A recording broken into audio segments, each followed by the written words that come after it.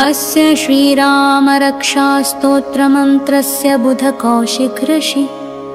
श्रीसीतारामचन्द्रो देवता अनुष्टुप्छन्दः सीताशक्ति श्रीमान् हनुमानकीलकम् श्रीसीतारामचन्द्रप्रीत्यर्थे रामरक्षास्तोत्रजपे विनियोग।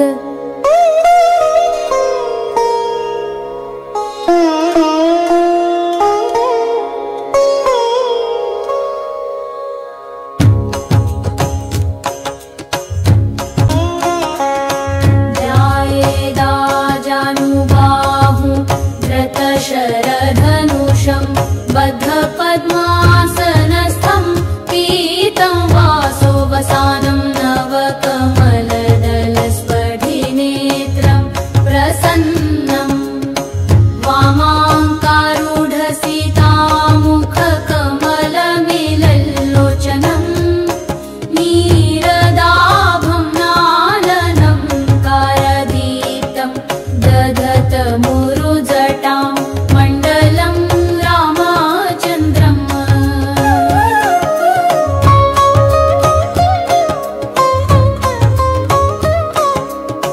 चरितं रघुनाथस्य शतकोटिप्रविस्तरम् एकैकमक्षरं पुंसां महापातकनाशनम् ध्यात्वा नीलोत्पलश्यामं रामराजीवलोचनं जानकी लक्ष्मणोपेतं जटामुकुटमण्डितं सासितूणधनुर्बाणपाणि नक्तञ्चरान्तकं स्वलीलया जगत्रातुमाविर्भूतमजं विभुम्।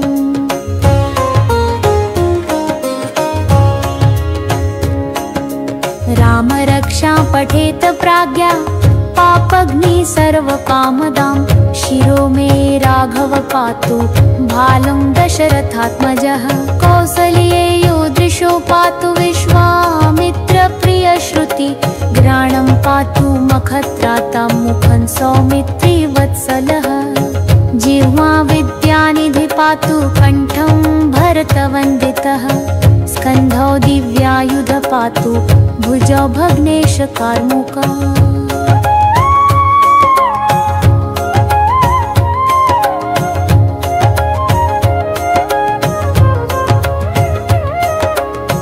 करो सीतापति पातु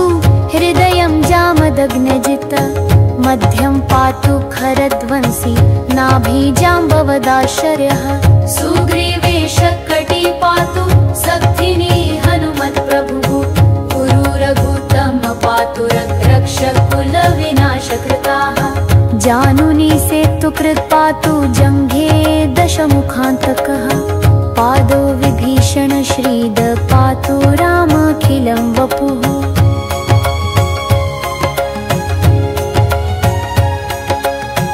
एता रामबलोपेता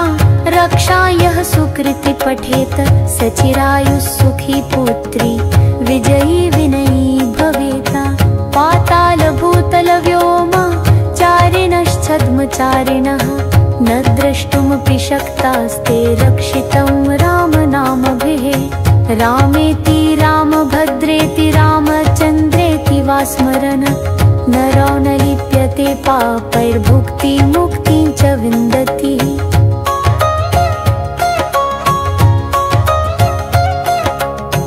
जगज्जयत्रैकमन्त्रेण न रामनाम्नाभिरक्षितं यः कण्ठे धारयत् तस्य करस्थाः सर्वसिद्धयः। वज्रपञ्जरनामेदं यो रामकवचं स्मरेत् याहताज्ञा सर्वत्र लभते जयमङ्गलम्। आदिष्टवान् यथा स्वप्ने राम रक्षामि माहरः तथा लिखितवान् प्रातः प्रबुद्धो बुधकौशिकः। आराम कल्पवृक्षाणां विराम सकल कौसलापदाम् अभिरामस्त्रिलोकानां रामः श्रीमानन् सनः प्रभु करुणो रूपसम्पन्नो सुकुमारो महाबलो पुण्डरीकविशालाक्षो चिरकृष्णजिनाम्बरो फलमूलाशिनो दान्तो तापसो ब्रह्मचारिणो पुत्रो दशरथसहितो भ्रातरो रामलक्ष्मणो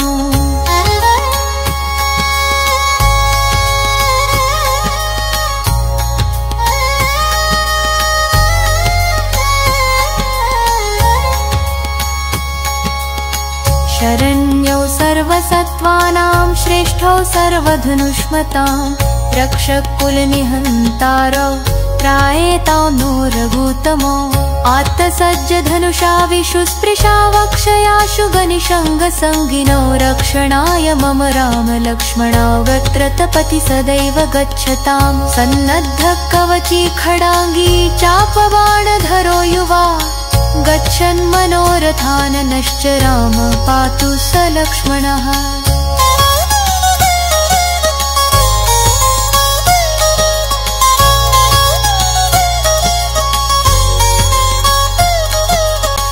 रामो दाशरथी शूरो लक्ष्मणानुचरो बली काकुत्स्थः पुरुषः पूर्ण कौसल्येयो रघुत्तमः वेदान्तवेद्यो यज्ञेशः पुराणपुरुषोत्तमः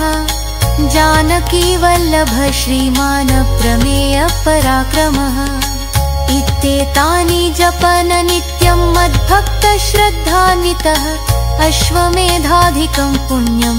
सम्प्राप्नोति न संशयः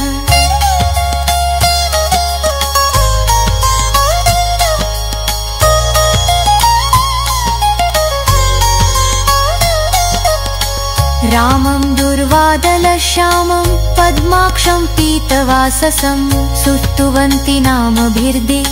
वैर्नते संसारिणो नरः रामं लक्ष्मणपूर्वजं रघुवरं सीतापतिं सुन्दरं काकुत्स्थं करुणार्णवं गुणनिधिं विप्रप्रियं धार्मिकम् राजेन्द्रं सत्यसन्धं दशरथतनयं श्यामलं शान्तमूर्तिं वन्दे लोकाभिरामं रघुकुलतिलकं राघवं रावणारिम्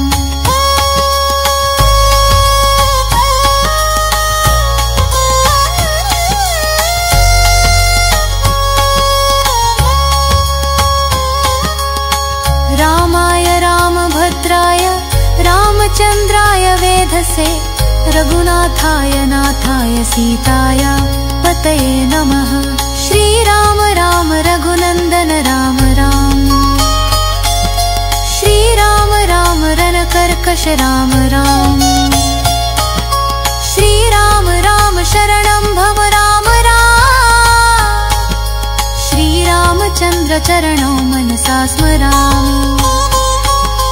श्रीरामचन्द्र चरणौ वचसा गिरामि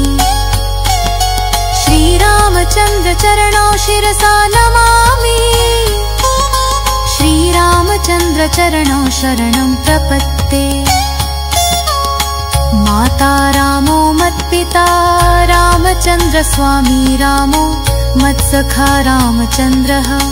सर्वस्वं मे रामचन्द्रो दयालुर्नान्यं जाने नैव जाने न जाने दक्षिणे लक्ष्मणो यस्य वामे च जनकात्मज पुरतो मारुति यस्य तं वन्दे रघुनन्दनं लोकाभिरामं रणरङ्गधीरं राजीवनेत्रं रघुवंशनाथं कारुण्यरूपं करुणाकरं तं श्रीरामचन्द्रं शरणं प्रपद्ये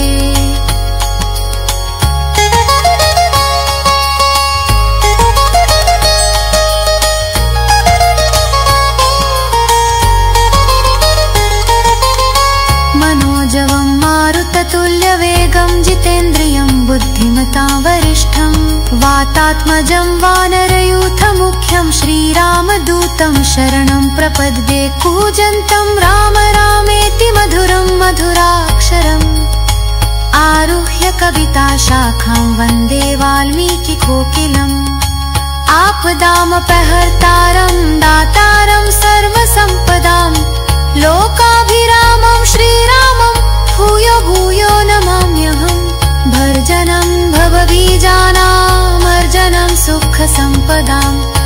गर्जनं यमदूतानां राम रामेति गर्जनं रामो राजमणिः सदा विजयते राम रमेशं भजे रामेणाभिहता निशाचरचमू रामाय तस्मै नमः रामान्नास्ति परायणं परतरं रामस्य दासोऽस्म्यहं रामे चित्तलय सदा भवतु मे भो राम मामु